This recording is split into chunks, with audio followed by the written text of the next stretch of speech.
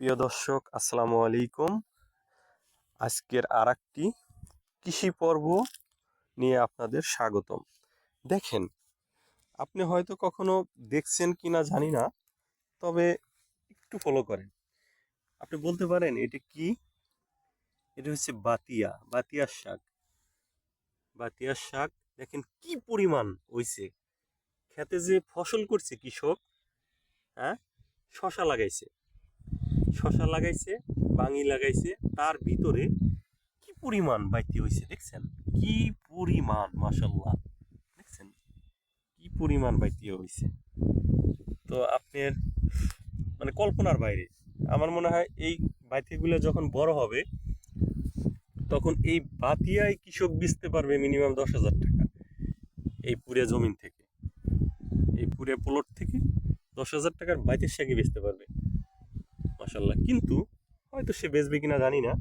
এখন এগুলো সময়ের ব্যাপার, প্রচুর সময় লাগে উঠাইতে, ওই জায়গায় লেবার লাগে, প্রচুর পরিমাণের সময়ের ব্যাপার এগুলা।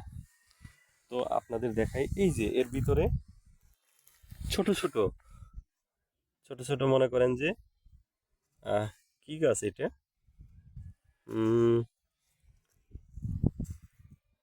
মনে হচ্ছে বাঙি গাছ।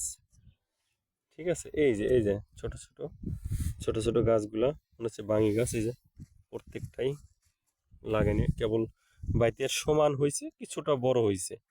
এই যে, কিন্তু বাইতেতে বোঝাই যাচ্ছে না যে এটা একটা ফসলের ক্ষেত, বুঝছেন বন্ধুরা? তো মনে হচ্ছে না যে এটা কোনো ফসলের ক্ষেত, এটা মনে হচ্ছে একটা বাইতের ক্ষেত। দেখেন আপনারা, আমি ভিতরের দিকে আগে আসলাম, দেখেন ভিতরের দিকে আগে আসলাম, এই জায়গাটার পরিমাণটা দেখেন আপনি, কি অবস্থা। এর ভিতরে আপনি বুঝতে পারবেন না যে কোনটা বাইতে আর কোনটা। এই যে বোঝা যাচ্ছে একটা, যে এটা কোনো ফসলের ক্ষেত। তো বাইতেই এগুলার একদম ক্রাশ করে ফেলাইছে একেবারে।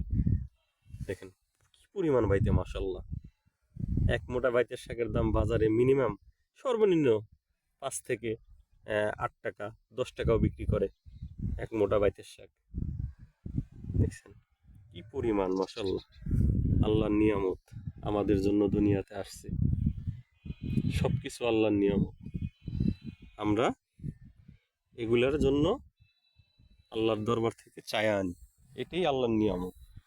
বাতিয়ার শাকটা, যারা বাতিয়ার শাকটা খাইতে পছন্দ করেন তারা নিশ্চয়ই আমার এই ভিডিওটা খুবই পছন্দ করবেন, খুবই পছন্দ করবেন। দেখেন আপনারা কি পরিমাণ বাতিয়ার শাক।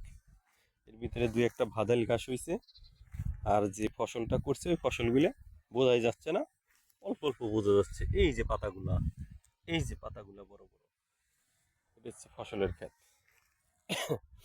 দেখছেন? তো মাশাল্লাহ, খুবই সুন্দর করছে বাতিয়ার ক্ষেতটা, একদম শুধু বাইতিয়ার যেদিক তাকাবো বাতিয়ার শাক। তো এখন আমরা চলে যাচ্ছি সামনের দিকে আরেকটা ফসলের ক্ষেতে। তো এই ক্ষেতের মধ্যে আছে হলো, আপনারা দেখেন, এটা হচ্ছে গম করছে, আমার এক ভাই গম ক্ষেত করছে। তো এই গমটা মাশাল্লাহ অনেক ভালো হইছে, কিন্তু এর ভিতরেও বাইতের পরিমাণ অনেক, কিন্তু আহ বাইতেগুলো গমের চেয়ে নিচে পড়ে গেছে, এই জন্য এটার আর কোনো ক্ষতি হবে না। ওই বাইতেগুলো কোনো ক্ষতি হবে না, পানি দিয়ে দিছে, গমটা উপরে উঠে গেছে। তো মাশাল্লাহ, আপনারা গমগুলো দেখতে পারতেছেন, এই যে গমের গাছগুলা, পাশে বাদাল গাছও আছে। তো ওটা কোনো এফেক্ট করবে না গমের ক্ষেত্রে। তো মাশাল্লাহ, গমটা অনেক ভালো হবে, আল্লাহর রহমতে অনেক ভালো হবে গমটা। তো আমরা সামনের দিকে যাচ্ছি।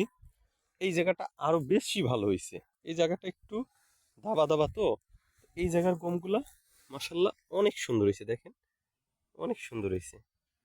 এই জায়গার গমগুলা অনেক সুন্দর হয়েছে, একটু বড় বড় হয়েছে। আর এখন শীতের সিজন, গমের সময়, আল্লাহ দিলে খুব দ্রুত গমগুলো বাইরে যাবে, খুব দ্রুত। আমাদের দেশের মানুষ আগে রুটি খুবই কম খেতে, এখন মাশাল্লাহ রুটির প্রতি আমরা অনেকটাই পছন্দশীল এবং রুটিকে অনেক ভালোবাসি। এইদিকে মাশাল্লাহ। এই পাশেই আমরা আরেকটা জমিনে চলে আসলাম।